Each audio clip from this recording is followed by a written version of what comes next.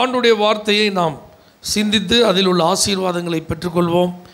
உபாகமம் 7ஆம் அதிகாரம் அதனுடைய 15ஆம் வசனத்தின் முதல் பகுதி. கர்த்தர் சகல நோய்களையும் உன்னை விட்டு விலக்குவார். ஹல்லேலூயா. ஆண்டவர் ஒரு ஆசீர்வாதமான வார்த்தையை இந்த இடத்துல தம்முடைய ஜனத்திற்கு அவர் கொடுக்கிறார். கர்த்தர் சகல நோய்களையும் உன்னை விட்டு விலக்குவார். இந்த உலகத்தில் என்ன நோய்கள் இருந்தாலும் அந்த நோய்கள் தன்னுடைய ஜனங்களுக்கு அருகில் வரக்கூடாதபடிக்கு கர்த்தரே அதை என்ன செய்கிறாரோ விலக்குவார். ஆமென். நாம் விலகி இருப்பது வேற, ஆனால் கர்த்தர் நம்மிடத்தில் அது வரவிடாமல் விலக்குவது வேற. ஆமென். இப்போ இந்த இடத்துல ஆண்டவர் சொல்கிறார் சகல நோய்களையும். ஏன் ஆண்டவர் இந்த வார்த்தையை சொல்கிறார்னா, கர்த்தருக்கு அவருடைய ஜனங்கள் மேலே அவ்வளவு அன்பு. ஆமென். நாம் நம்ம பிள்ளைகள் மேலே அன்பு வைக்கிறதுனால தானே அந்த பிள்ளைகள் மேலே ஒரு ஈ, ஒரு எறும்பு, ஒரு கொசு எதுவும் உட்கார்ந்துடக்கூடாது, கடிச்சிடக்கூடாது, அதுக்கு எந்த பாதிப்பு வந்துடக்கூடாதுங்கிறதுல கண்ணும் கருத்துமாக இருக்கும். பார்த்தீங்களா? அதை போல தான் ஆண்டவர் அவருடைய சொந்த ஜனமாய் நம்மை அவர் கருதுகிறபடினால், நம்ம மேலே அவருக்கு அளவில்லாத அன்பு இருக்கிறபடினால தான் ஆண்டவர் சகல நோய்களை நம்மை விட்டு என்ன செய்கிறாராம்? விலக்குவார். அப்போ நோய் அப்படின்னு ஒன்று நீங்கள் யாரும் பயப்பட வேண்டாம். ஆமென். எந்த நோயை குறித்தும் நீங்கள் என்ன செய்ய வேண்டாம்? கலங்க வேண்டாம். சகல நோயின்னு சொன்னாலே அவ்வளோதான். அதுக்கு மேலே அன்றைக்கு இருந்த நோய்கள் மாத்திரமல்ல, இன்றைக்கு இருக்கிற நோய்கள் அதில் உள்ளடக்கம். இனிமேல் நாம் எவ்வளோ காலம் உயிரோடு இருந்தாலும் அப்போ புதிதாய் தோன்ற போகிற நோய்களும் உள்ளடக்கம் தான். அன்னைக்கு இந்த வசனத்தை வாசிக்கும் போது அது பொருந்துமா பொருந்தாதான்? கர்த்தர் சகல நோய்களையும் உன்னை விட்டு விலக்குவார்னு ஒரு 15 வருஷம் கழிச்சு நம்ம படிக்கிறோம் இதே வசனத்தை. அன்னைக்கு நிறைய டிசீசஸ், நிறைய நோய்கள், நிறைய விஷக்கிருமிகள் நிறைய தோண்டி இருக்கலாம். அப்பவும் இந்த வசனம் பொருந்தும்ல? எத்தனை பேர் அதை நம்புறீங்க? அப்போ நீங்கள் இந்த வசனங்களெல்லாம் விசுவாசித்து அறிக்கையிடணும். ஆண்டவர் சகல நோய்களையும் என்னை விட்டு என்ன செய்வார்? விலக்குவார். என் குடும்பத்தை விட்டு அவர் விலக்குவார். என் பிள்ளைகளை விட்டு அவர் சகல நோய்களை என்ன செய்வார்? விலக்குவார். அதை நீங்கள் நம்பி ஒவ்வொரு நாள் என்ன செய்யணும்? அறிக்கையிடணும். அந்த வசனத்தை ஆண்டவர் குறிப்பிடும் போது பாருங்க, உனக்கு தெரிந்திருக்கிற எகிப்தியரின் கொடிய ரோகங்களில் ஒன்றும் உன்மேல் வர பண்ணாமல். அப்படின்னா என்ன அர்த்தம்? அன்னைக்கு உங்களுக்கு நோயின்னு என்னெல்லாம் தெரிஞ்சிருக்கோ அது ஒன்று உங்கள் மேலே வராது. அல்லேலூயா. இன்றைக்கி இந்த வார்த்தையை நம்ம 2025ஆம் ஆண்டில் ஜூன் மாதம் 5ஆம் தேதி பேசிகிட்டு இருக்கோம். இன்றைக்கி நமக்கு தெரிஞ்சிருக்கிற எந்த கொடிய ரோகங்கள், அதான் அதில் அந்த வார்த்தை சாதாரண வார்த்தையில் பார்த்தீங்களா, கொடிய ரோகங்கள் எதுவாக இருந்தாலும் அது உங்கள் மேலே வராது. ஆமென். இதெல்லாம் நீங்கள் நம்புவதற்கு உங்கள் இருதயத்தை பக்குவப்படுத்தணும். அல்லேலூயா. இதெல்லாம் ஏற்றுக்கொள்வதற்கு உங்கள் மனசில் ஒரு நல்ல ஒரு விருப்பம் இருக்கணும். ஆமாம், அதெல்லாம் அப்படிலாம் ஒரு நாள் நினைக்கவே கூடாது. உங்களுக்கு தெரிஞ்ச கொடிய ரோகம் ஒன்றும் உங்கள் மேலே வராதபடிக்கு அதுக்கு எல்லாம் ஆண்டவர் என்ன செய்வாராம்? விலக்குவார். ஆமென். ஒரு மாதிரி தலை வலிக்கிற மாதிரி இருக்குது, வயிறு வலிக்கிற மாதிரி இருக்குது, எலும்பில் ஏதோ செய்கிற மாதிரி இருக்குது, என்னமோ செய்து உள்ளே ஏதோ பண்ணுது, அப்படி இப்படின்னு ஏதோ வந்தோடனே எனக்கு அந்த வியாதியாக இருக்குமோ, எனக்கு இந்த நோயாக இருக்குமோ, இதனுடைய பாதிப்பாக இருக்குமோ, இந்த பாதிப்பின் அறிகுறியாக இருக்குமோ, அப்படிலாம் நீங்கள் என்ன செய்யக்கூடாது? நினைக்கக்கூடாது. உடலில் அப்படிப்பட்ட ஏதாவது ஒன்று உங்களுக்கு வருது அப்படின்னா இந்த வசனத்தை ஞாபகப்படுத்திக்கோங்க. எனக்கு தெரிஞ்சிருக்கிற கொடிய ரோகம் ஒன்று என்ன செய்யாது? எனக்கு வராது. ஏன்னா கர்த்தர் தம்முடைய வசனத்தின் மூலம் எனக்கு உறுதி தந்திருக்கிறார். சகல நோய்களை என்னை விட்டு என்ன செய்வார்? விலக்குவார். அதனால் இப்போ எனக்கு ஏதாவது ஒரு சிம்டம்ஸ் தெரியுது, ஒரு அறிகுறி தெரியுது அப்படின்னா மருத்துவ கூற்றின்படி இது இந்த நோய் அப்படின்னு அவங்க டயக்னோஸ் பண்ணலாம். ஆனால் நான் விசுவாசிக்கிற அந்த நோயை கர்த்தர் என்னை விட்டு விலக்குவார். அல்லேலூயா. ஸோ இதெல்லாம் தேவன் தம்முடைய பிள்ளைகளுக்கு தந்திருக்கிற ஆசீர்வாதமான வாக்குத்தத்தம். இதை நாம் நிச்சயம் உரிமை பாராட்ட வேண்டும். அல்லேலூயா. இஸ்ரவேல் ஜனங்கள் வாழ்ந்த அந்த அட்மாஸ்பியரை கொஞ்சம் திங்க் பண்ணி பாருங்கள். இந்த உபாகமம் எழுதப்படும் போதெல்லாம் அவங்க இன்னும் கானானுக்குள்ளே என்ன செய்யலை? நுழையலை. அவர்கள் வனாந்தர வாழ்க்கையில் தான் இருக்கிறாங்க. அப்போ கம்ப்ளீட்டாக கர்த்தர் தான் அவங்களுக்கு பாதுகாப்பு. ஆமென். வனாந்தரத்தில் எப்படி இருக்குன்னு நீங்கள் யோசிச்சு பாருங்கள். அதனால தான் கர்த்தர் அவங்களுக்கு பகலில் மேக ஸ்தம்பம், ராத்திரி அக்னி ஸ்தம்பத்தெல்லாம் கொடுத்து அவங்கள அழகாக சேஃப்டி பண்ணார். அப்போ நம்ம வாழக்கூடிய இந்த காலகட்டங்கள், இந்த கால சூழ்நிலைகள் எப்படி இருந்தாலும் அதை குறித்து நம்ம என்ன செய்ய வேண்டாம், கவலையே பட வேண்டாம். இப்போ பெரியவங்களாம் பேசுவாங்க, எங்கள் காலத்துலலாம், எங்கள் தாத்தா காலத்துலலாம் சுகர்னால் யாருக்கு தெரியும், ப்ரெஷர்னால் யாருக்கு தெரியும், என்ன ஏதோ தலைவலி காய்ச்சல் தடுமோ அந்த மாதிரி தான். அதுக்கு பாட்டி வைத்தியம் சொல்லி கைப்பக்குவமாக சில மருந்துகள் என்ன செய்வாங்க, அவங்க பயன்படுத்துவாங்க, அவ்வளோதான். ஆஸ்பத்திரிக்குன்னு யார் போனால் 25, 35, 45 வருஷத்துக்கு முன்னாடிலாம் மருத்துவமனைகள் அப்படிங்கிறதே எங்கள் ஏரியாவில் கிடையாது.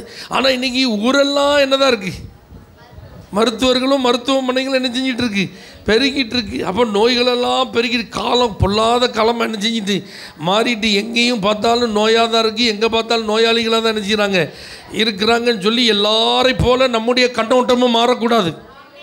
அல்லேலூயா. அப்போ நாம் சொல்லணும், கர்த்தர் சகல நோய்களையும் என்னை விட்டு என்ன செய்வார், விலக்குவார். அதுக்கப்புறம் இன்னொரு ஆசீர்வாதமான வார்த்தையை ஆண்டவர் நமக்கு தந்திருக்கிறார் பாருங்கள். சங்கீதம் 91 நம்ம வாசிக்கிற, அடிக்கடி உபயோகப்படுத்துகிற ஒரு வார்த்தை. அவர் என்ன செய்வாராம், 3வது வசனம், கொள்ளை நோய்க்கும் தப்புவிப்பார். ஆமென். முதல்ல பாருங்கள், சகல நோய்களுக்கு அவர் என்ன செய்வாராம், விலக்குவார். இப்போ இந்த வசனம் சொல்லுது, கொள்ளை நோய்க்கு தப்புவிப்பார். இந்த கொள்ளை நோய் அப்படிங்கிறது ஒரு ஆபத்தானது. கொள்ளை நோய் அப்படிங்கிறது மரணத்துக்கு ஏதுவானது. அந்த நோய் வந்துட்டுனா கண்டிப்பாக மரணம்தான். அல்லேலூயா. ஆனால் இந்த நோய்களுக்கு ஆண்டவர் நம்மளை என்ன செய்கிறாராம், தப்புவிக்கிறார். அவருடைய பிள்ளைகளாகிய நம்மை கர்த்தர் தப்புவிக்கிறார். பைபிளில் கொள்ளை நோய் எப்போ வந்தது அப்படின்னு நீங்கள் பார்த்தீங்கன்னா, தேவனுடைய ஜனங்கள் எப்போல்லாம் கீழ்ப்படியாமைக்கு தங்களை ஒப்பு கொடுத்தார்களோ, தேவனுடைய ஜனங்கள் எப்போல்லாம் பாவம் செஞ்சாங்களோ, அப்போ தான் கொள்ளை நோய். ஆமென். அல்லேலூயா. அதனால தான் அவர்களுக்கு என்ன வந்தது, கொள்ளை நோய். இப்போ தாவீது ஒரு பெரிய தப்பு பண்ணிட்டார். 3 காரியத்தை ஆண்டவர் முன்வைத்தார். இந்த 3ல் ஏதாவது ஒன்று சூஸ் பண்ணி ஆகணும், வேறு வழி இல்லை, கர்த்தாவே உங்கள் கையில் விழுந்துறன்ட்டான், கொள்ளை நோய் வந்துட்டு. அப்போ தப்பு செஞ்சதுனால தான் அந்த பாதிப்பு என்ன செய்யுது, வருகிறது. நீங்கள் பைபிளில் இந்த கொள்ளை நோய் சம்பந்தப்பட்ட காரியங்களெல்லாம் பாருங்கள். கர்த்தர் சில நேரத்தில் கொள்ளை நோய்க்கு அவங்களை என்ன செய்கிறார், ஒப்பு கொடுக்கிறார். அப்போ தேசத்தில் கொள்ளை நோய் வருவதற்கு வாய்ப்பு இருக்குது. ஏன், எல்லாரும் பரிசுத்தவான்கள் இல்லை, எல்லாரும் நீதிமான்கள் இல்லை, எல்லாரும் பரிசுத்தமாய் வாழ விரும்புவது இல்லை. எல்லாம் அவங்கவுங்க இஷ்டத்தில் தான் என்ன செஞ்சிட்டு இருக்காங்க, போயிட்டுருக்குறாங்க. ஆனால் இப்போ தேசத்தில் கொள்ளை நோய் வந்துட்டு, தேசத்தில் இருக்கிற ஜனங்கள் எல்லாம் தேவனுக்கு விரோதமாக பாவம் செய்கிறாங்க, அநியாயம் செய்கிறாங்க, அக்கிரமம் செய்கிறாங்க. அதனால் கர்த்தர் தேசத்தை எதுக்கு ஒப்பு கொடுக்குறார், கொள்ளை நோய்க்கு ஒப்பு கொடுக்குறாருன்னா, நமக்கு அதுலேயும் ஒரு உறுதி இருக்குது. அதுலேருந்து கர்த்தர் நம்மை தப்புவிக்கிறாராம். அல்லேலூயா. பாவிகளோடு பரிசுத்தவான்கள் அழிய கர்த்தர் என்ன செய்ய மாட்டார், விடவே மாட்டார். அப்போ கொள்ளை நோய் வாரிக்கொண்டு போக கர்த்தர் என்ன செய்ய மாட்டார், விட மாட்டார். அப்போ பாருங்கள், உங்கள் தேசத்தில் கொள்ளை நோய் வந்தால், பஞ்சம் வந்தால், வறட்சி வந்தால், மழை தாழ்ச்சி வந்தால், அப்படிலாம் ஒரு லிஸ்ட்டை கொடுத்துருப்பார் ஆண்டவர். அப்போ என்ன செய்யணும், அவருடைய ஜனங்கள் அவரை நோக்கி அவருடைய நாமத்தை சொல்லி தங்களை தாழ்த்தி பொல்லாத வழிகளை விட்டு என்ன செய்யணுமா, திரும்பணும். அப்படி திரும்பும்போது கர்த்தர் அந்த கொள்ளை நோய்களிலிருந்து என்ன செய்கிறாராம், தப்புவிக்கிறார். ஆமென். இந்த கொள்ளிவாய் சர்ப்பம் அப்படிங்கிறது மோசே இஸ்ரவேல் ஜனங்களை வனாந்தரத்தில் நடத்தி கொண்டு வந்தபோது பாவம் செஞ்சவங்களெல்லாம் கடிச்சிது. அல்லேலூயா. அதனால் நிறைய பேர் செத்து போனாங்க.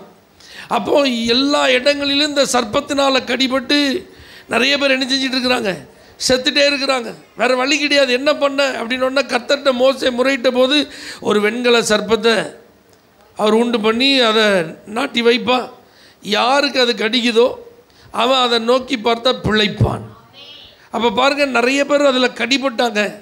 ஆனால் அந்த வெண்கல சர்ப்பத்தை நோக்கி பார்த்தபோது அவர்கள் பிழைத்தார்கள்.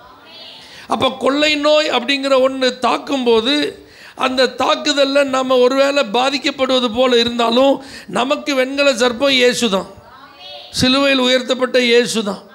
அவர் நம்முடைய நோய்களை என்ன செஞ்சிருக்கிறார், சுமந்திருக்கிறார்.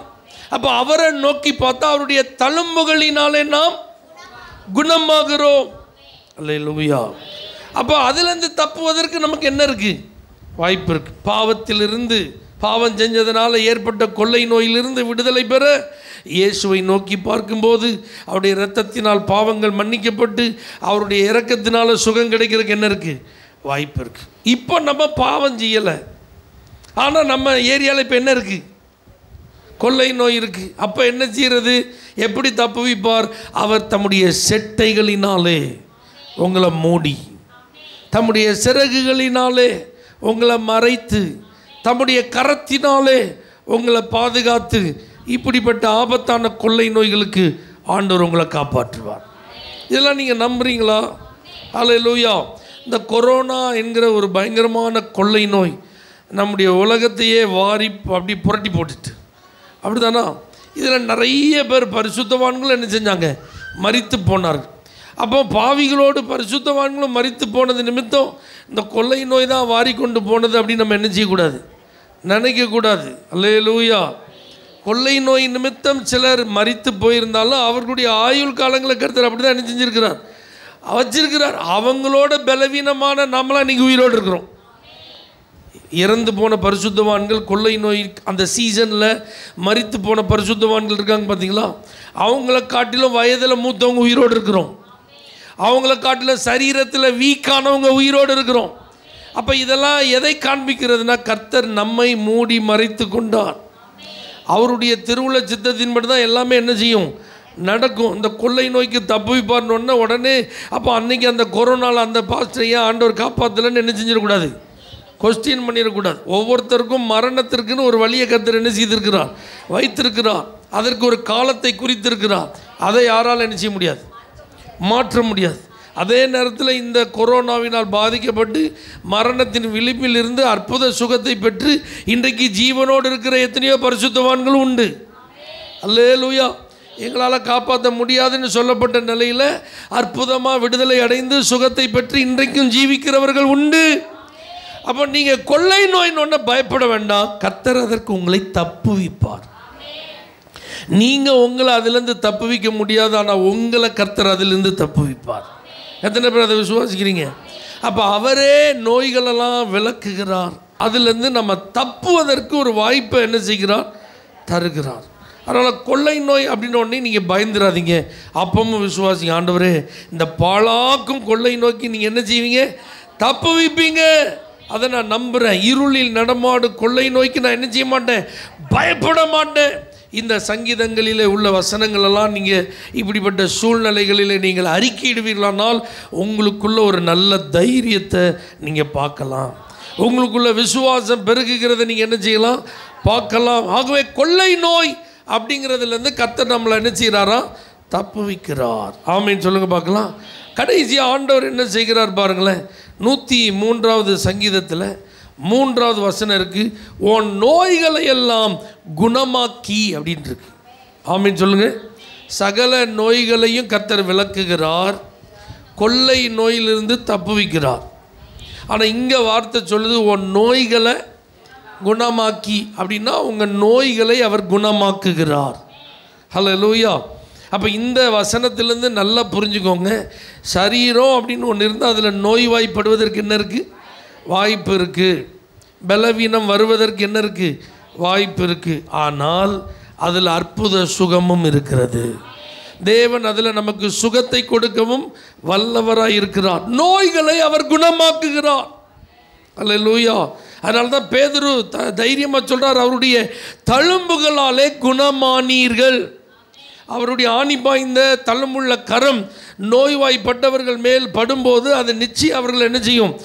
குணமாக்கும். அப்போ நோய்களை குணமாக்கி, இந்த நோய்களை குணமாக்குறதுக்கு தான் மருந்து, மாத்திரை, ஊசி, மருத்துவ சிகிச்சைகள், மருத்துவமனைகள், மருத்துவர்கள் எல்லாம் இருக்கிறாங்க.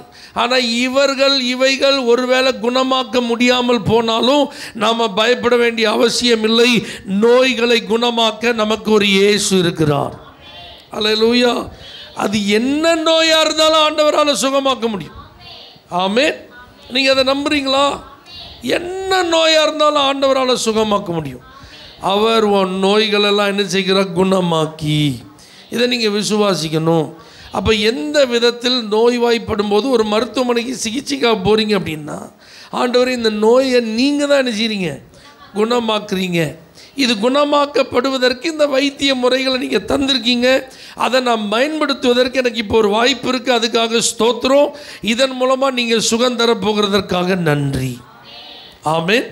ஏன்னா சில நேரங்களில் கர்த்தர் சிகிச்சைகளின் மூலமாக என்ன தருகிறார்? சுகம் தருகிறார். அப்படிதானா? அதை நீங்கள் நம்புறீங்களா? பிணியாளிக்கு கண்டிப்பாக வைத்தியன் தேவை.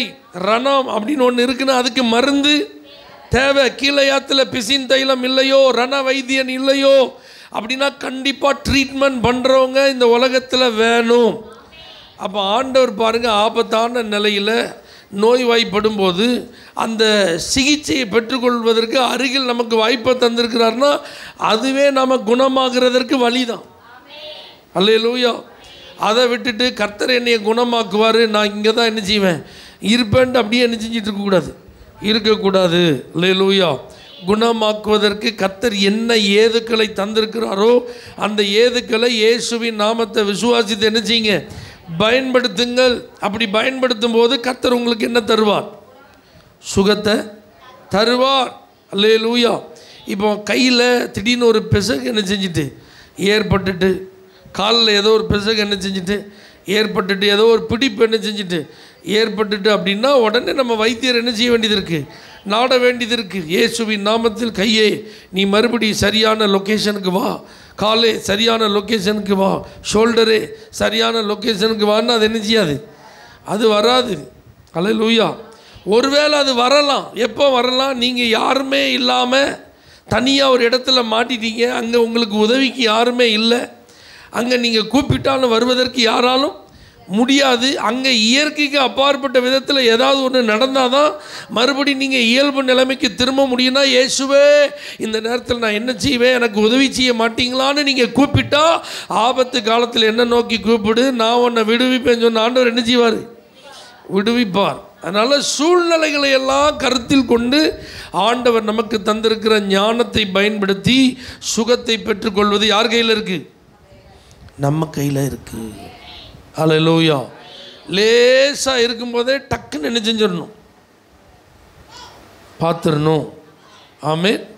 அது அப்படியே என்ன செஞ்சிடக்கூடாது, விட்டு அது உள்ள வரைக்கும் எல்லாத்தையும் காலி பண்ணதுக்கப்புறம் இப்போ நான் போய் பார்க்கலாமா பாஸ்டர் அப்படின்னு என்ன செய்யக்கூடாது, சொல்லக்கூடாது. ஆமென். சொல்லுங்கள் பார்க்கலாம்.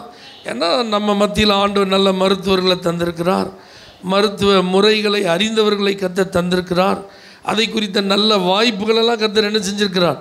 தந்திருக்கிறார். அப்போ இதெல்லாம் எதுக்கு அப்படின்னா என் நோய்கள் குணமாகிறதுக்கு தான், நான் சுகமாக வாழ்கிறதுக்கு தான். அப்போ இதெல்லாம் நம்ம பயன்படுத்தும் போது இந்த உலகத்தில் நல்ல சுகத்தோடு பலத்தோடு வாழ கர்த்தர் கிருபை தருகிறார். அல்லேலூயா. அறுவை சிகிச்சை முறை இது எல்லாமே பைபிளில் இருந்தால் என்ன செஞ்சுருக்காங்க, கண்டுபிடிச்சிருக்காங்க. அயர்ந்த நித்திரையை கர்த்தர் ஆதாமுக்கு வரப்பண்ணி அவனுடைய விழா எலும்பில் ஒன்று என்ன செஞ்சாராம், எடுத்து அதை சதையினால் என்ன செஞ்சாராம், அடைத்தார் அப்படின்லாம் வாசித்ததுக்கு அப்புறம் தான் அப்போ அயர்ந்த நித்திரை வர வச்சு ஏதாவது உள்ளே இருந்து வெளியே என்ன செய்யலாம், எடுக்கலான்னு யாரோ ஒரு மனுஷனுக்கு தோணுனதுனால தான் அனஸ்தீசியா என்ன செய்யப்பட்டிருக்கு, கண்டுபிடிக்கப்பட்டிருக்கிறது. அறுவை சிகிச்சை முறைக்கு அது பயன்படுத்தப்பட்டிருக்கு. இல்லாட்டி துடிக்க தான் உட்கார வச்சு என்ன செஞ்சுருக்காங்க, எல்லாமே பண்ணியிருந்திருக்காங்க. அப்போ பைபிள் எல்லா வித சிகிச்சைகளுக்கும் அது உதவியாக என்ன செஞ்சுருக்கு, இருந்திருக்கு. அப்போ உன்னை அவர் என்ன செய்வார், குணமாக்குவார். நோய்களை குணமாக்கினா நம்முடைய நோய்களை அவர் என்ன செய்வார், குணமாக்குவார். அல்லேலூயா. ஸோ இந்த காரியங்களெல்லாம் நீங்கள் விசுவாசிங்க. இந்த வசனங்களெல்லாம் அங்கங்கே இருக்கிற வசனங்களெல்லாம் எடுத்து உங்களுடைய பலவீனங்களில் நீங்கள் அறிக்கையிடுங்க. ஆண்டவர் நிச்சயம் உங்களுக்கு பலன் தந்து அவருடைய கிருபையை, அவருடைய இரக்கத்தை உங்களுக்கு வெளிப்படுத்தி அற்புதமாக நீங்கள் சுகத்தோடு வாழ அவர் உதவி செய்வார். கண்களை மூடி நாம் ஜெபிப்போம். ஏசப்பாட்ட சொல்லுங்கள், ஏசப்பா நீங்கள் சகல நோய்களையும் எங்களை விட்டு விலக்குவீங்க ஆண்டவரே. கொள்ளை நோய்க்கு எங்களை நீங்கள் தப்பு வைப்பீங்க ஆண்டவரே. என்ன நோய் வந்தாலும் எங்களை குணமாக்குவீங்க ஆண்டவரே. இதை நாங்கள் நம்புகிறோம்ப்பா, இதை நாங்கள் விசுவாசிக்கிறோம். ஒரு நோயினால் நாங்கள் அழிஞ்சோங்கிற ஒரு வரலாறு நீங்கள் விடவே மாட்டீங்கப்பா. அப்படி ஒரு சூழ்நிலை நீங்கள் விடவே மாட்டீங்க ஆண்டவரே. எங்களுக்கு பரிகாரி நீங்கள், எங்களை குணமாக்குகிற கர்த்தர் நீங்கள். அதை நாங்கள் நம்புகிறோம். இந்த வார்த்தையின்படி உங்களுடைய பிள்ளைகளை ஆசீர்வதியும். இயேசுவின் நாமத்தில் ஜெபிக்கிறோம் எங்கள் ஜீவனுள்ள நல்ல பிதாவே, ஆமென். For prayer contact, Pastor J. J. Kumar, El Shaddai Ministries, 9500252586, Surandai.